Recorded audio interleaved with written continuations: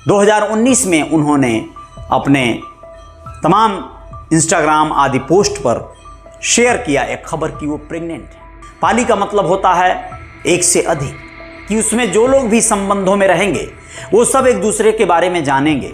तोड़ दिया दिल तूने मेरा, इस तरह की बातें नहीं होनी चाहिए। ये शिकवा शिकायत गिले शिकवे करने वाले लोग पाली एमरी रिलेशनशिप में नहीं रह सकते। कल्कि कोचलिन के बारे में बताएंगे।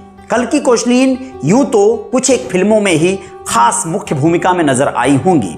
जिंदगी ना मिलेगी दोबारा, शैतान, एक थी डायन, इस तरह की फिल्मों को उन्होंने किया है और कई फिल्मों में उन्होंने सह नायिकाओं का किरदार निभाया है। कल्कि कोचलिन के बारे में यह बताना जरूरी है कि सन 2020 में 7 फरवरी को उन्होंने एक बेटी को जन्म दिया, जबकि वो अपने एक बॉयफ्रेंड के साथ लिव इन रिलेशनशिप में रहती थी।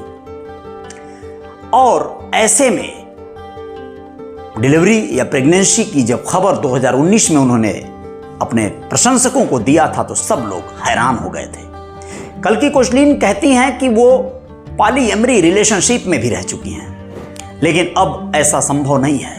पाली एमरी रिलेशनशिप क्या होता है ये आपको आगे जरूर बताएंगे, लेकिन उसके पहले कल्कि कोचलिन के जिंदगी के उस किस्से को बताते हैं जब उन्होंने अपनी डेब्यू फिल्म बॉलीवुड में जो शुरुआत की फिल्म थी देव डी, उसमें काम किया।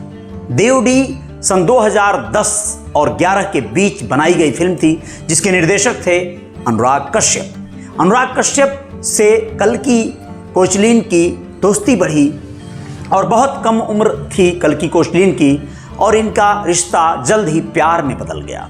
और ये प्यार ऐसे परवान चढ़ा कि 30 अप्रैल 2011 को अनुराग कश्यप ने कल्कि कोचलिन से शादी कर लिया। लेकिन हद तो तब हो गई कि महज लगभग 2.5 साल में ही 13 नवंबर 2013 को इन लोगों ने तलाक भी ले लिया। यह किस्सा था अनुराग कश्यप के वैवाहिक जीवन का जो कल्कि कोचलिन के साथ था। लेकिन कल्कि कोचलिन की यात्राएं यहां नहीं रुकी।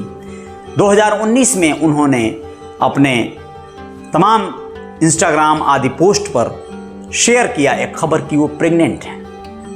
लोग हैरान हुए, लेकिन ये बात आगे जब बढ़ी तो 7 फरवरी 2020 को उन्होंने बेटी के जन्म की खबर सुनाई, जबकि वो अपने बॉयफ्रेंड के साथ लिव इन रिलेशनशिप में रहती थी। कल्कि कोचलिन से कुछ मीडिया कर्मियों ने जब हाल फिलहाल में बात किया और उनसे बात किया पाली एमरी रिलेशनशिप के बारे में, तो उन्होंने ये कहा कि अब ये संभव नहीं है, लेकिन वो ऐसा रिलेशनशिप में रह चुकी हैं। पाली एमरी रिलेशनशिप क्या होता है? पाली एमरी यूं तो ग्रीक और लैटिन 2 भाषाओं से मिलकर बना हुआ एक शब्द है। पाली का मतलब होता है एक से अधिक, और एमरी से मतलब होता है प्यार, प्रेम। तो इसका मतलब यही हुआ कि एक से अधिक प्रेम या रिश्तों में रहने वाला पाली एमरी रिलेशनशिप। जी हाँ दोस्तों, कल्कि इस तरह के रिलेशनशिप में रही हैं जब वो एक साथ 2 लोगों को, 4 लोगों को, हो सकता है कई लोगों को डेट कर चुकी हैं, कई लोगों के प्यार के अफेयर के चक्कर में रह चुकी हैं। फिल्म इंडस्ट्री का एक काला चेहरा भी लोगों को अक्सर देखने सुनने को मिलता रहता है, वो यही है। ऐसा ही फेज से गुजरना पड़ता है, चाहे वो नायक हो, नायिका हो, अभिनेत्री हो, कलाकार हो, ऐसे तमाम लोग, राइटर, तमाम ऐसे स्क्रीन प्ले डायरेक्टर, प्रोड्यूसर, सभी लोगों की जिंदगी इस फेज से गुजरती आई है। कल्कि कोचलिन जिस तरह से अपने बारे में बताती हैं, उनका कहना है कि वो ऐसा फेज होता है, ऐसा टर्म कंडीशन होता है जो बिल्कुल ट्रांसपेरेंट होना चाहिए, पारदर्शी होता है।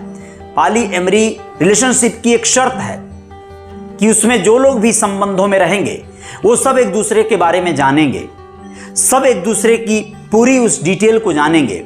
इसमें एक और भी शर्त है कि इसको बहुत सीरियसली नहीं लिया जाता है, बहुत लाइटली लिया जाता है।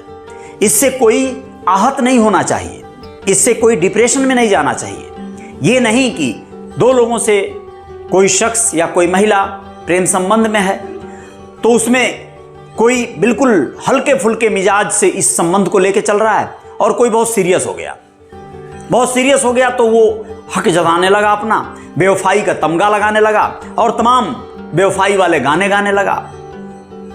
तोड़ दिया दिल तूने मेरा, इस तरह की बातें नहीं होनी चाहिए। ये शिकवा शिकायत गिले शिकवे करने वाले लोग पॉली एमरी रिलेशनशिप में नहीं रह सकते।